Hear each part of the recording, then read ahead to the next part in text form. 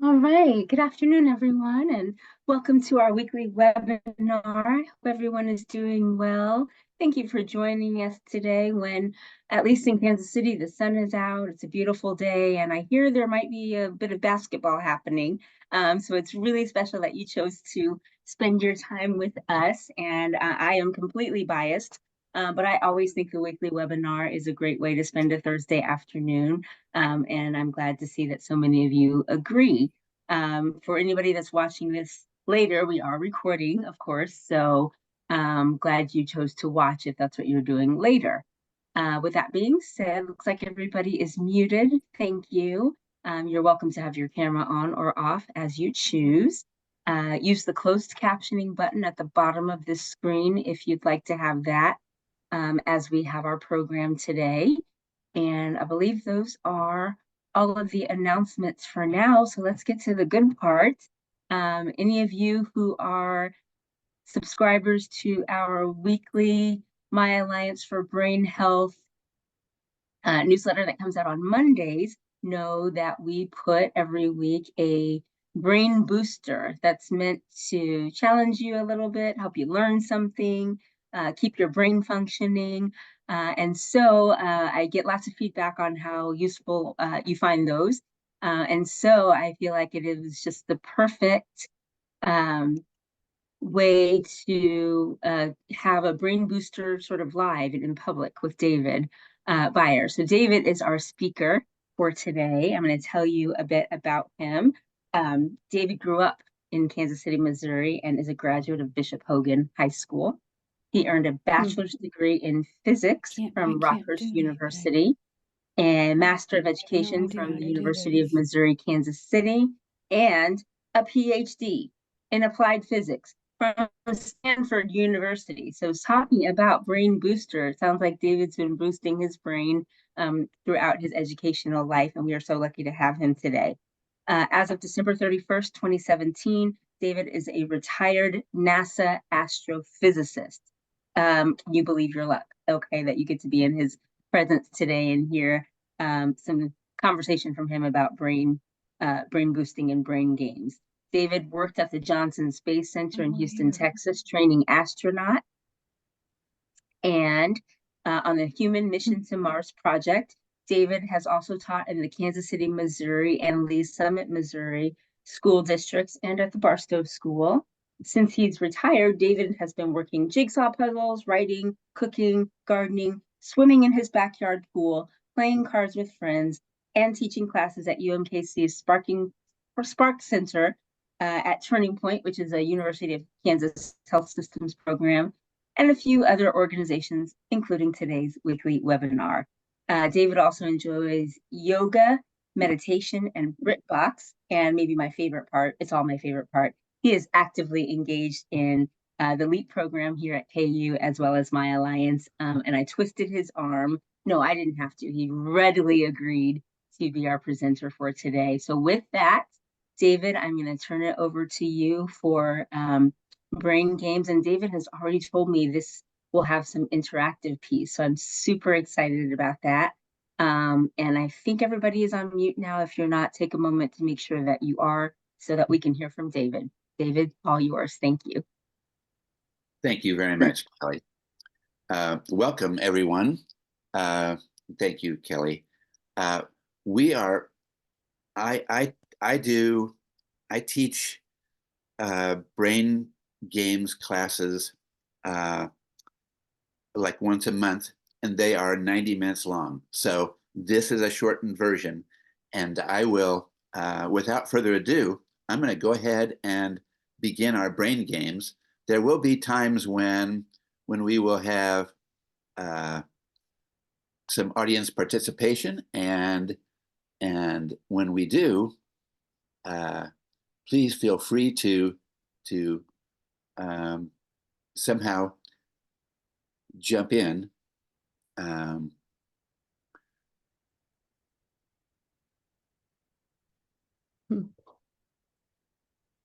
There, can you guys see that now? All right, very, very good. Well, welcome everyone.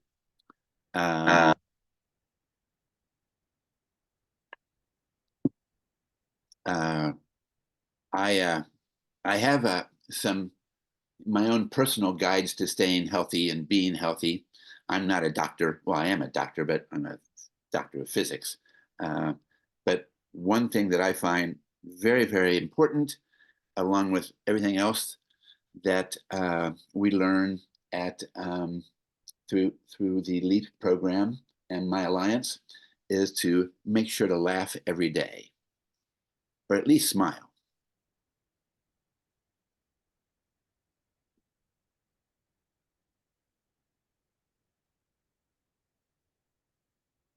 That's a 3, and it's squared.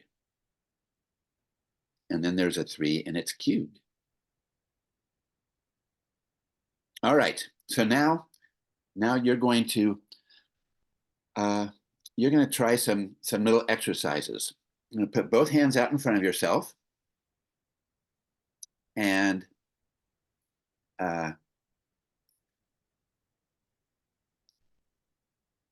unfortunately I can't see my screen. Mm. Okay, now I can. So Okay.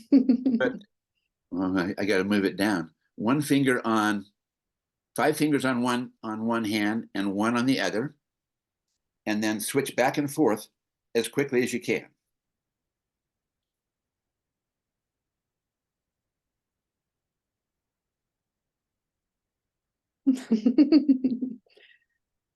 Good exercise. But now let's try something. That's too easy. That's too easy. Let's try something a little bit more challenging.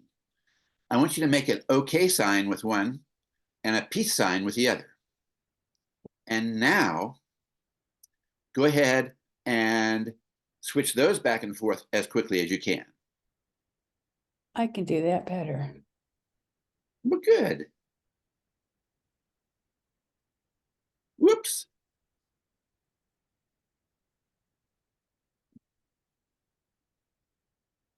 Just a little brain exercise. All right. Now, for a little bit more of a challenge, I want you to cross your arms in front of you. And now you can see your hands. On one hand, make a peace sign, on the other, make an okay sign. And now, looking at your hands crossed in front of you, now switch them back and forth as quickly as you can.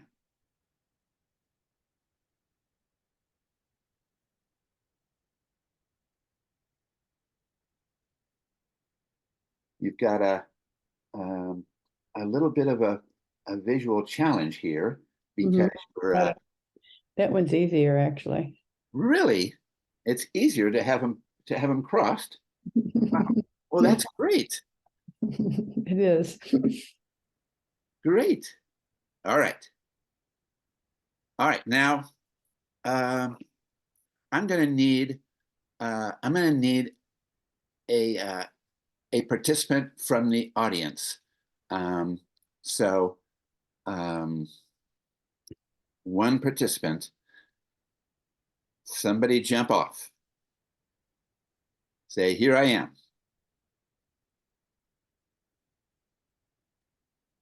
Okay, David, I'll be your guinea pig. Okay. All right.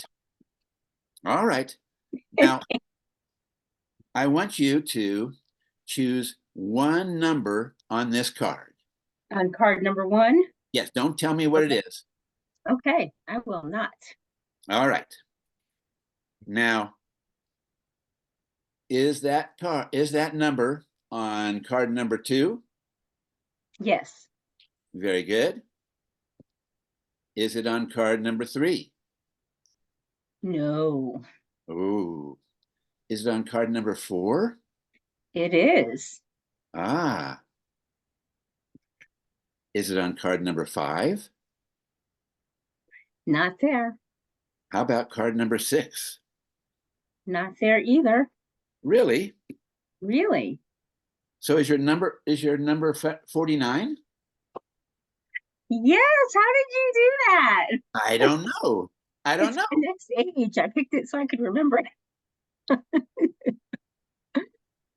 But yeah, that was exactly right. David and I did not discuss this before today, by the No, way. no, no, no. Yeah. That wasn't a plant. Yeah. The the the key here, and you can pull this on anybody, is have the person choose a number on card number 1. Okay. And then remember that number. And then as they go through the different cards, yes or no, is it Mm-hmm. there? If it is on that card, we know it's on card number 1, so you start with the number 1. Okay. If it's on card number 2, you add 16. Ah. If it's on card number 3, you add 4. If it's on card 4, you add 32. Okay. And then card number 5, you add 8 if it's a yes. Card number 6, it's a 2 if it's a yes. And so if they said yes to all of those, Mm-hmm. then you've added them all together, and in fact, you get a 63. I almost picked 63 and then I changed my mind at the last minute. So it's always, you just add the number that's in the upper left-hand corner. Yeah. And so if this was a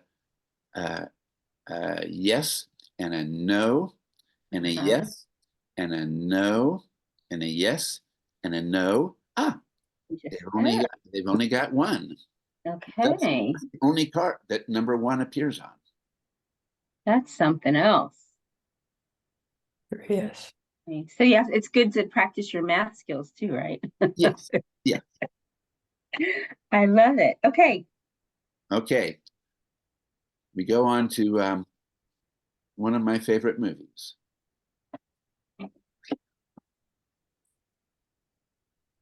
Those are coconuts. Otherwise known as Monty Python horseshoes. Okay. Okay, here we go. Now, we've got what appears to be a parking lot, and there's one car in the parking lot, parked right there. And the parking spaces are numbered. You can see they're numbered right here, except we can't see the one that's under the car. So what is the number where the car stands?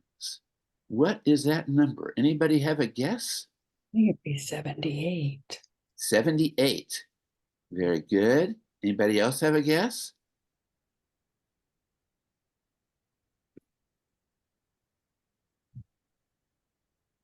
I'm going to stick with 49. 49? For no Okay. reason. Well, here's 93. 93. Very good. Okay. Here's the key. There's no math here. You just turn it upside down. And Oh, when you look at it upside down, actually right side up, it's 87. 87. That's great. You all might see that one in the Mind Alliance newsletter someday. I'll wait a while so you can forget. That's great. Okay. Remember your punctuation.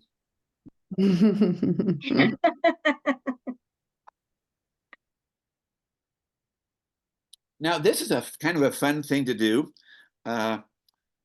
When you go onto Google, type something in like, what would happen if? And you'll be surprised what shows up. And on November 8th, last year, I typed in what would happen if, and these were the items that Google chose for me. It might be interesting to watch and see how that happens. See what happens to put in a question like that, and to see what Google thinks, what the Google algorithm thinks your question is going to be.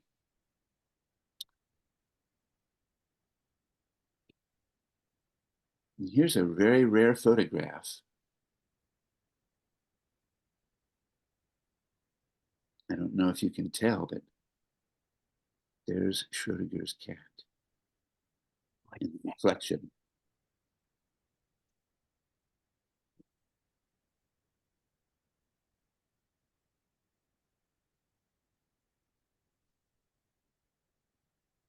Of all the things I've lost, I think the thing I miss most is my metabolism. Now here is a wild little math tidbit. Just in case somebody wants you to multiply by 11, this is how you do it. Let's say we have this number here, 12,524 or 542 times 11, and you want to get the answer. Well, that's kind of tedious to work that out, unless you know that the 11 trick. And with the 11 trick, you take the first number, and that's going to be the first number, 1. That's the first number of the answer. The next number, you're going to add these two together. 1 plus 2, that's a 3.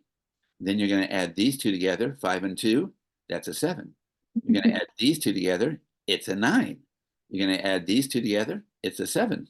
And then or a 6 rather. And then you put the 2, which was the original number, on the end. So the two end numbers are there automatically, but then poof, you've got your multiplication by 11.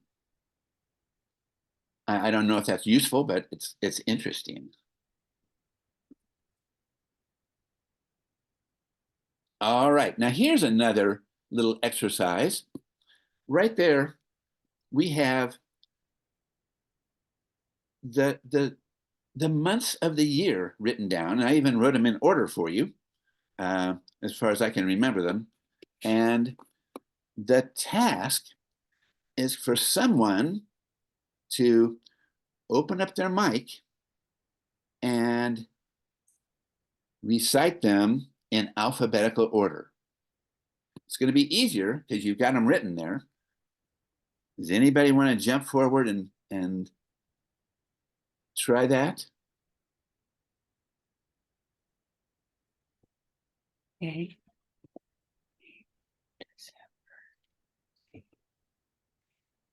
Do we have a first one? Okay.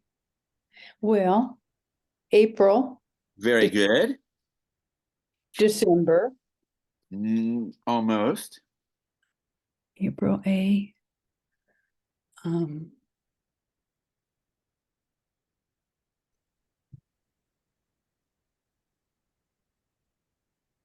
Oh yeah, August. August. Good. April, August, December, Good. January, July. Um, Oh, February, very good. and then it's January, July, Yes. September. Oops, we forgot Oh. June. Whoops. Yeah, right. Okay, June. And then September. Right? September. After June. October, November, and December. We seem to have lost March and May along the way. Okay, January, February, March, May, June, July, August, September, October, November. January, February, March, April, May, June. Right. There it is. April, August, December, February, January, July, June, March, May, November, October, and September. Okay, gotcha. Now that's a good little brain exercise for you. It's a little easier right here because they're written right here, so it'll help you to That's interesting. put them in order. But it's a good little challenge for your brain. Now, if you really want to challenge yourself, you can go backwards. You can either go from Z to A, or you can even spell the months backwards. Good little exercise for your little brains. And here is a little brain calisthenics. It's a fun way to exercise the different lobes of your brain. We're going to count the numbers, the times the number 6 appears below. So we're going to count the number of times 6 appears right here. This may be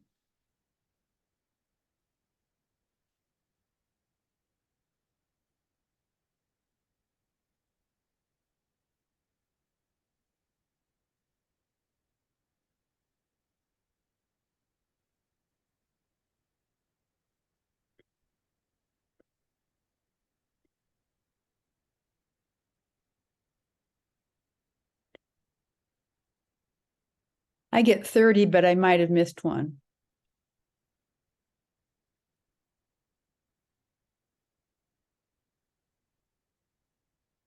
well. I got I got 32. 30 as I mean, I well. got 30, 0, 30, not 32. Yeah, 30. Very good. Okay, so 31. well, 31. Oh no. who knows? It's a mystery. But here's a better challenge. Now you're going to count the number of times 3 or 7 appears. So you have to count 3s and 7s at the same time. Oh goodness.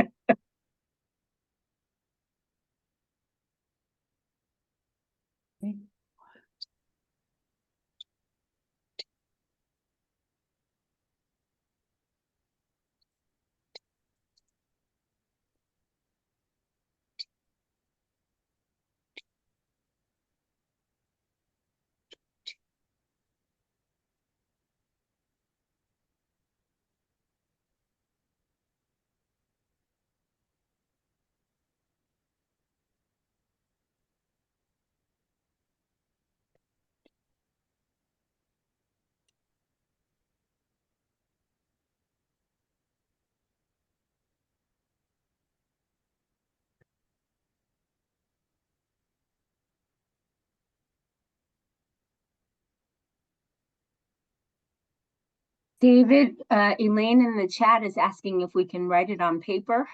Well, you can do whatever you want. It's your brain. Yeah. Okay. The whole idea is to exercise your brain. The first go around, we were just counting a single number, like 6s. Now we're counting 3s and 7s at the same time. So you are looking for different numbers and adding them up at the same time. You're exercising but more than just one piece of your brain. It's not important if you get the right answer. It's the idea that you're exercising your frontal and your parietal lobes. David, as someone whose last name is Loeb, I am sure that I have the right answer. I don't care what you say. Well, but I think, remember, I'm Miss Loeb, that the yes. answer is either 37 or 73. Well, the number 6 appears 33 times.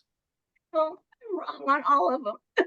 And the numbers 3 and 7 together add up to 59 times. Yeah, I came close. I came close with 53. Close is good enough. Missed a couple. I lost track, so I just decided I'd make up an answer. Yeah. Okay, David, I don't want to, I mean, I forgot to tell people to put questions in the chat, but apparently they know. Jane wants to know what you think of Luminosity. So if you want to answer that now or later, you can.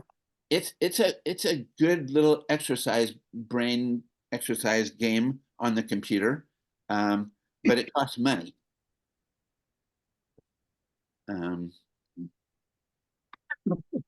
This is our friend Lucy.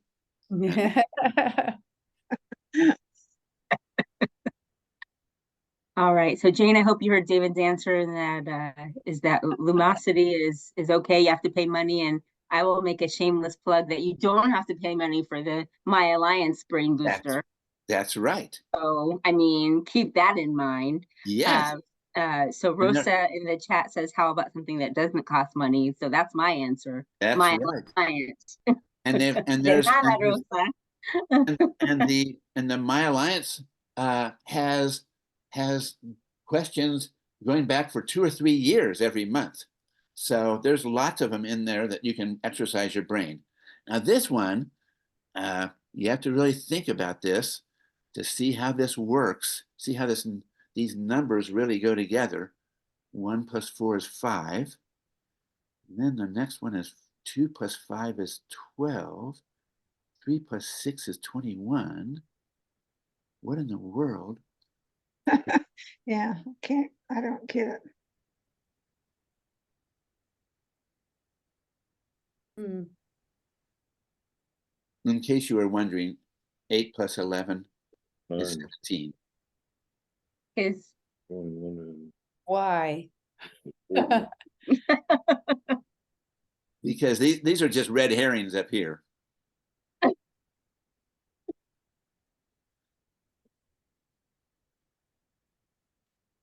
Somebody else got 40. The 5-second rule for food dropped on the floor doesn't work if you have a 2-second dog.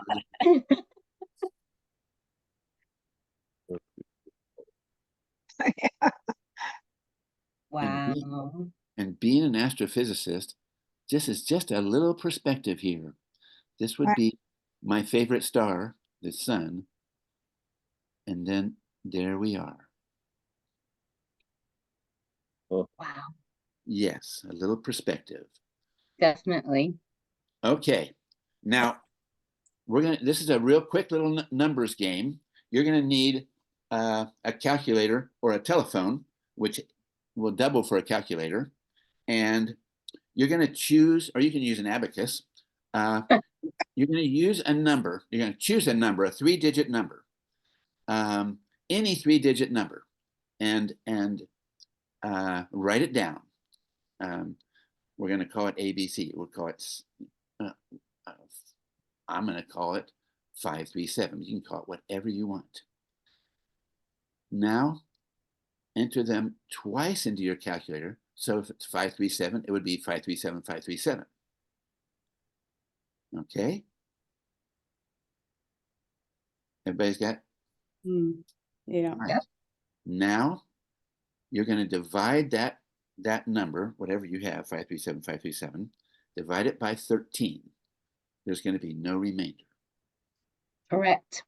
Now you're going to divide that number by 11.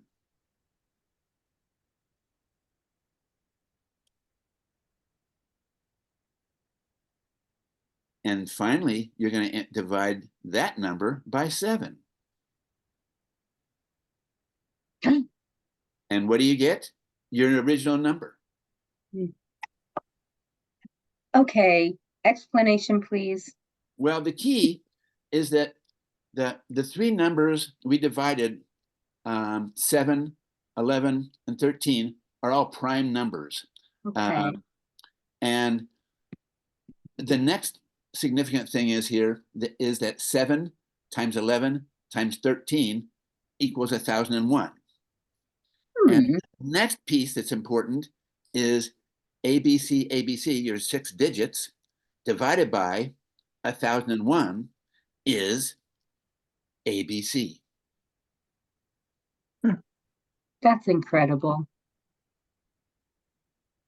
Okay.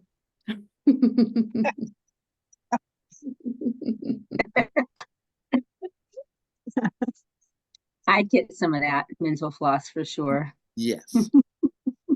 I asked a German friend of mine if he knew the square root of 81. He said no.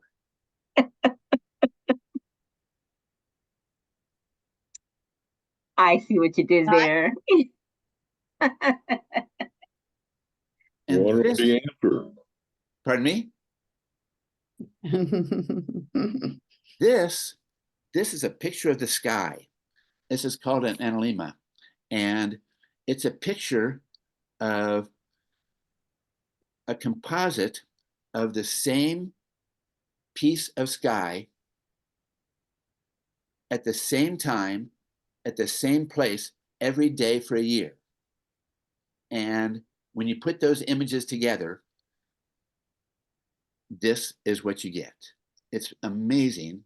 Hmm. Looking at the sun, we don't really think of it as where it is in the sky necessarily, but this is the image of where it is in the sky over a year. Hmm. So David, could we go outside could I go outside in my front yard and take a picture of the sun every day and get something similar? Yes, stand in the same place every day, point the same direction every single day, and have a filter on your camera. Mm-hmm. You have to have a filter on your camera so that it can actually take the image, Yeah. and then you will get that. This is the image you will get. You take the same. What if Kansas City weather is so weird and the sun doesn't come out? Well, you may notice that there are not 365 dots here. I did catch that, yes. Yeah, so this is sometimes it was cloudy. Uh-huh. Interesting. Very. Mhm, Can you mhm. do that same thing with the moon? It's not going to come out the same. Okay.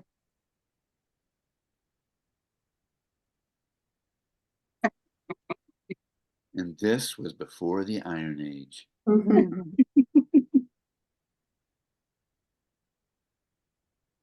And now we have some pie.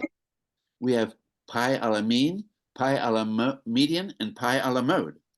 Um, um, a mean, that's just the average. Right. The median is pi is the middle number in a set of numbers, and the mode is the most common number in a set of numbers. So they would all three be, this one would be pi, this would be pi, and this would be pi.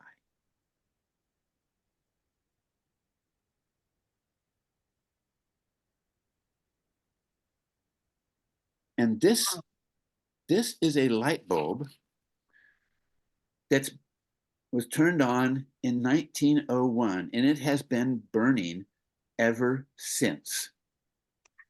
It is in Livermore, California, which is a little bit east of the Bay Area, and that light bulb was turned on in a fire station and left on, and they did not have to change that light bulb. They still have not. And in fact, on June 27th, they had a party at the fire station to celebrate the 1 millionth hour of operation of that light bulb.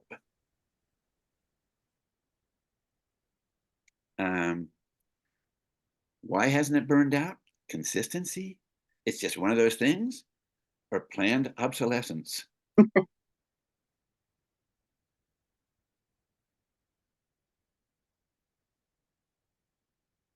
And that's all we got. Oh, David, thank you so much. I actually forgot to look at the time and see that it's 2:33. So you're magic. Thank you so much.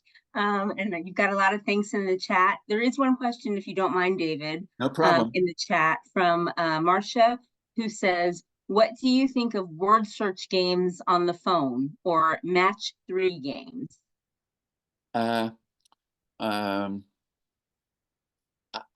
Word search games. I mean, the phone is a pretty small screen. I mean, I remember doing word searches, but they were on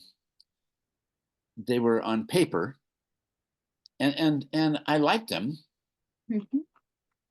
I don't think there's any problem with having with doing word search games. I'm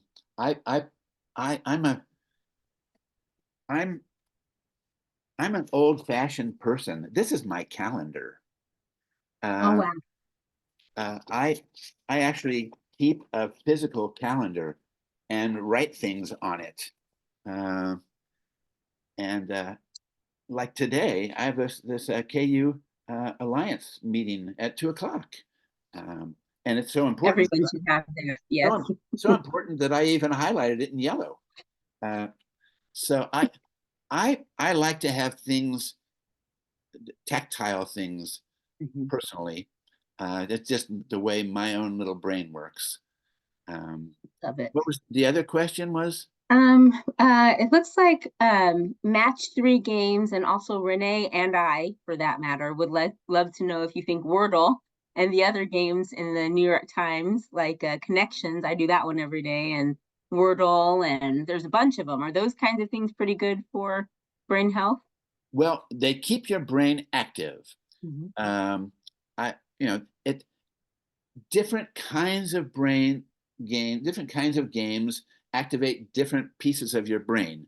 So memory games and jigsaw puzzles and number games, they all activate different things.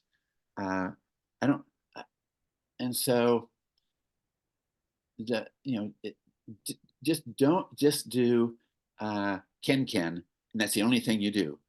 The Ken game is a number game that I really like, but I've had to force myself to do other games, and because that just activates one little piece. And I do jigsaw puzzles all the time. Again, that's a different part of your brain that you're using to solve a jigsaw puzzle. Math games are different than word games. That just activate different pieces of your brain. Excellent. I think we'll have time for one more question, David, and that is, first of all, there's lots of thank yous in the chat for you, and I will add to that. Thank you. One more question from Renee. I think she'd like for you to say, what is Ken? I've heard of it, I feel like. Can you say more about what that is? Yeah, Ken is a number game. It's a square number game. Let's say 3 by 3 or 4 by 4 or 5 by 5 or 6 by 6, whatever. And all of the numbers horizontally and vertically, if it's a 4 by 4, they have to be a 1, 2, 3, and a 4. Oh goodness. Okay. And to help make it more difficult, let's just say that, let's look at our little board that we have here. These there would be a box around these 4 right here, and so these 4 numbers together have to be a 1, 2, 3, and a 4, and there would be a plus here, and so those would all be plus, and then there would be a different set of 4 like right here, and that would have multiplication. So I know it's a really fun, challenging math game. Love it. Well, listen, I'll be over here doing okay and peace, and I have to think way harder about that than I want to admit. I feel like my brain is tired already. So thank you, David. Thank you, everyone, for being on here today. I think I can probably speak for everyone when I say this was a real good workout in a different way that we don't often take time for. So thank you, David, so much for being with us. Next week, our speaker will be Dr. Russell Swerdlow, who is the co-director of the KU Alzheimer's Disease Research Center. And he is going to be talking about the TDAD diet, therapeutic diets in Alzheimer's disease. So we know our audiences love to know about food, eating it, how much of it to eat, when to eat it, what's going to do for our brain. So Dr. Swerdlow will talk to us about the TDAD program. I believe we are still recruiting for participants for the TDAD program. And so he'll let us know what that looks like and how you can participate. So that will be next Thursday, March 28th. We'll have some information in Monday's My Alliance newsletter. And don't be surprised if not this Monday, but on another Monday in the future, some of David's puzzles show up in the My Alliance newsletter, because if I could figure out how to write this one, I would. So thank you, David, for the inspiration. Thank you, everyone, for being with us. Get out of here and enjoy the rest of your day. Take care, everyone. Bye-bye. Thank you very much.